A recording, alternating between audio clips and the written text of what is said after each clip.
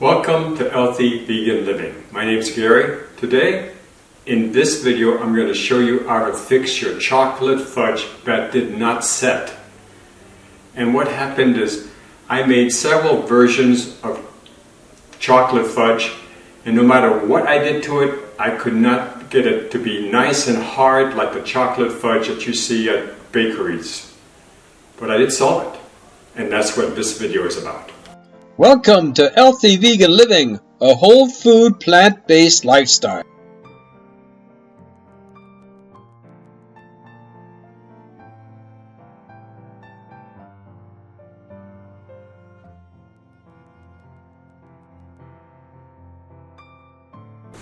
Okay, so what I'm going to do in this video is I'm going to show you portions of the different attempts that I tried to make where the fudge was to set. Don't follow any of those directions, just look at them and laugh at me. And then I will reintroduce you the correct fix. I'll come back here and say, hey, this is how you fix it, something like that. But I want to share with you the pains that I went through.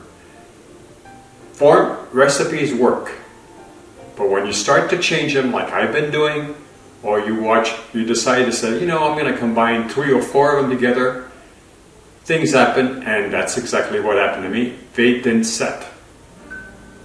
So just watch the bloopers with me, enjoy them, and I'll see you in a few minutes, and I'll give you the solution to why your chocolate fudge is not setting. It's so easy, you just won't believe it.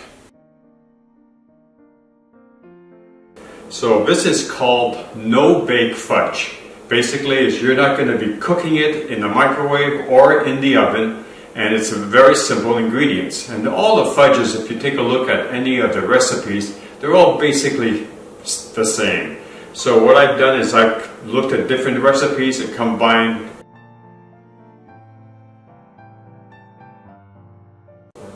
Alright, so these are the ingredients for the no-bake fudge. You need some peanut butter. I'm using creamy almond butter. You need some butter because this is basically a combination of peanut butter and butter. So this is earth balanced soy-free butter. It's non-GMO and it's vegan.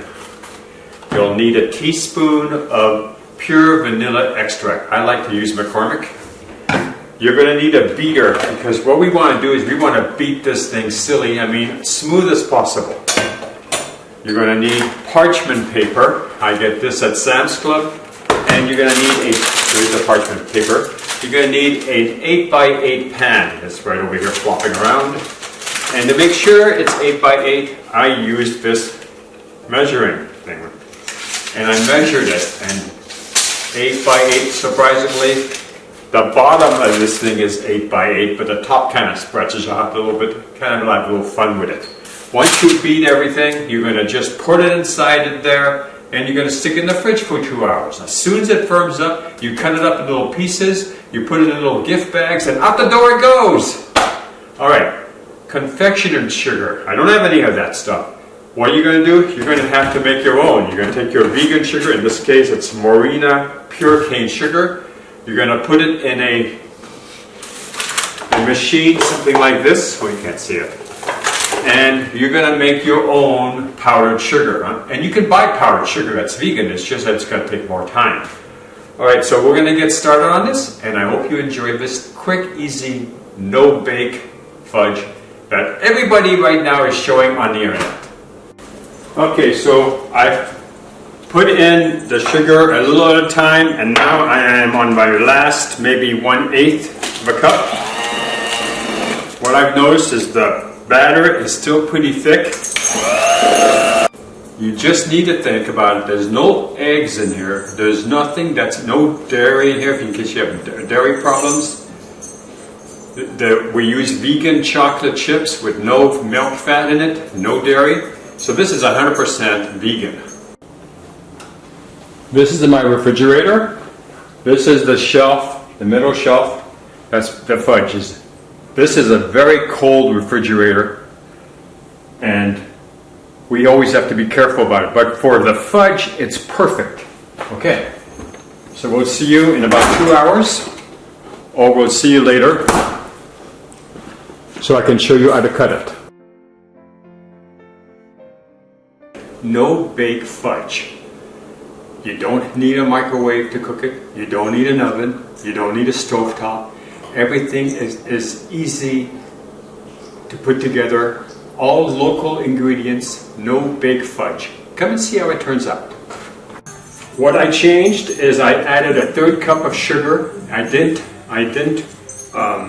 just added it to it, so the fudge is a little grainy because of that, which is why I spent a little bit more time cooking it on the frying pan in the stovetop to melt that sugar, and then why I put it back in for about 2.5 minutes in the microwave to make sure it was cooked. I'm hoping it works. So the moral of the story is, if your fudge isn't setting, you might have skipped something, or you didn't follow directions like I was supposed to. Now we're going to wait 1.5 hours in the freezer. When it comes out, I'll have probably just enough time to be able to put in these plastic bags I have over here before I go to my yoga class, and hopefully this will work. And if it doesn't work, it's one of these things that you have to deal with. All right, see you in a little bit.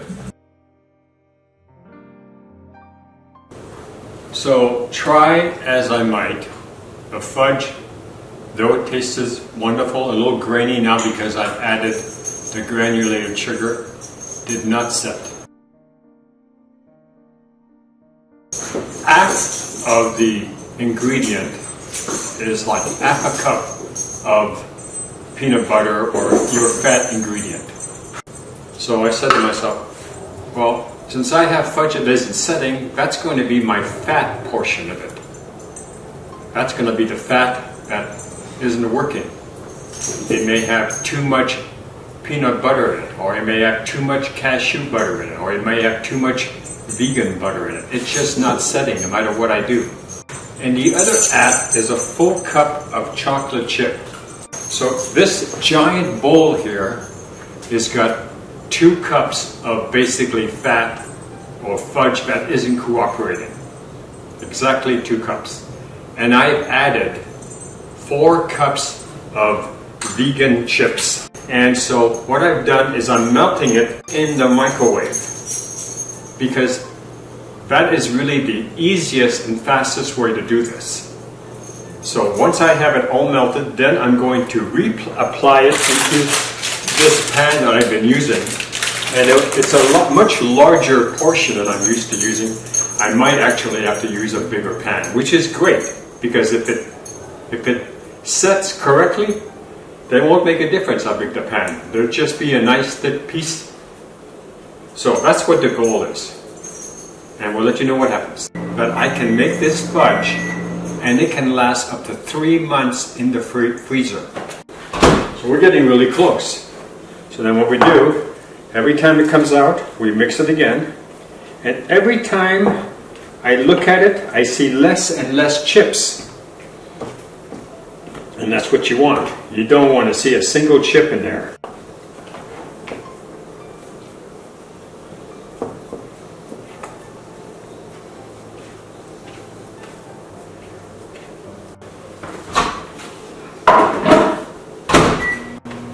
Now, if you haven't ever made fudge before, this is truly a labor of love.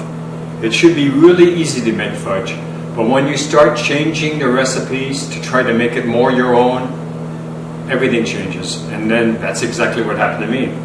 I changed the recipe so that I could present it to you, and in doing so, I totally messed it up. And now I'm going back to the drawing board to try to fix it. Every 30 seconds is what I do. Alright, it's ready. Okay, so what we're going to do is put the rest of this in here, and I'll show it to you as it comes up, and we'll see if it worked. So we saved the fudge. I'm going to double this and give it to one of our very good friends down the block that's really helped us out. And I'm just going to give you an example.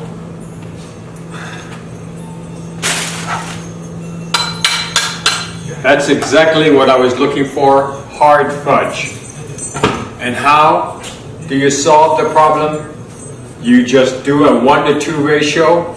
you make sure that you have a full cup of vegan chips if you're vegan, normal chips and you're not vegan, to the amount of peanut butter or to the amount of almond butter or almond my butter. preferred taste. Like Linda says, almond butter, and it works perfectly. It may be hard to cut, but it's exactly what I remembered fudge to be, is hard.